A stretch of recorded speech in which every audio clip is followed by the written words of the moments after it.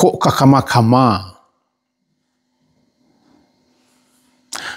Pai kita menemui orang saleh, orang alim, guru, supaya didoanya atau diberinya sedikit nasihat.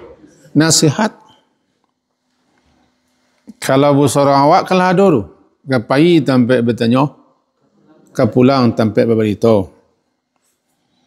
Dan cana ambo ko sialah, ko banyak lah ko orang ko babuya, ko bau ustaz, ko baguru, ko alah panggilan beliau, ko dakwah. Kami kepai agak 5 hari ko. Amadu yo pai kasidan. Tolong kami doaan. Selamat pai, selamat pulang. Mudah-mudahan urusan ko selesai. Di doanya tu. Kalau orang alim tentu diberinya sedikit, seketik, pitua. Hati-hati di jalan. Jangan lupa sembahyang, magana, begini, begitu. Kan itu tak? Dan itu sebenarnya adab dalam berguru.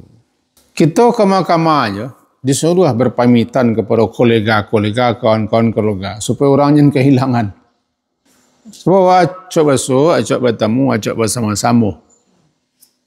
Maknanya, alah letih kecuah kau orang.